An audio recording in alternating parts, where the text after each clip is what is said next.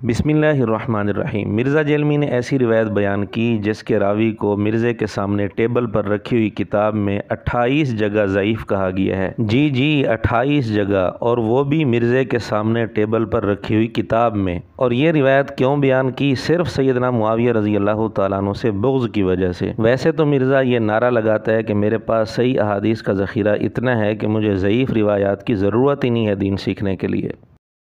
साढ़े को साफ सुथरा इतना मवाद है कि वही नहीं मुकता, उम्र नू भी मिल जाए तो हमें क्या जरूरत है कि हम मतलब जिस तरह हमारे पास सही हदीसें इतनी है कि हमें ज़ईफ़ रवायतों की जरूरत ही नहीं है दीन सीखने के लिए।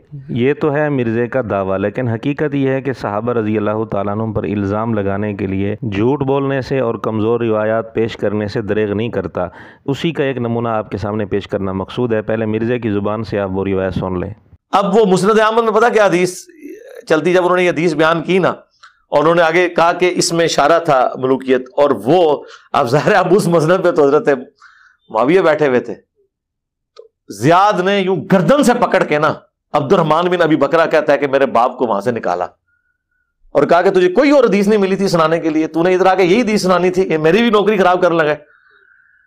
फिर वो समझा बुझा के वापस लेके आए, फिर हज़रत मुआविया ने कहा कोई हदीस सुना, उन्होंने फिर वो हदीस सुनाई, 3 बार हदीस सुनाई उन्होंने। मुस्नद अहमद की ये हदीस जो मिर्ज़ा जेलमी ने सुनाई है, इसकी सनद में एक रावी है अली बिन ज़ैद बिन जदआन। ये रावी ज़ईफ़ है और आप हैरान होंगे मिर्ज़े के सामने टेबल पर रखी हुई जो मिशकात है उसकी तखरीज में मिर्ज़े के शेख ज़ुबैर अली ज़ई साहब ने तकरीबन 28 जगह इस रावी को ज़ईफ़ लिखा है। उन अहादीस के नंबर आपके सामने स्क्रीन पर शो हो रहे हैं जिन नंबरों के तहत मिर्ज़े के शेख ज़ुबैर अली ज़ई साहब ने मिशकात की तखरीज में इस रावी को ज़ईफ़ लिखा है। बड़ा अफसोस है एक तरफ ये दावा करना कि हमारे पास सही अहादीस का ज़ख़ीरा इतना है कि हमें ज़ईफ़ हदीस की ज़रूरत ही नहीं है दीन सीखने के लिए, दूसरी तरफ सहाबा रज़ी अल्लाह तआला अन्हुम पर इल्ज़ाम लगाने के लिए बेबुनियाद और कमज़ोर रिवायात का सहारा लेना, ये कौन सा इंसाफ है, ये कौन सा दीन है? लेकिन इनको गधा कहा क्योंकि गधा इस्तिफादा नहीं कर सकता, लिहाजा वो उलमा जिनके शोकेसों में किताबें रखी हुई हैं इस्तिफादा नहीं करते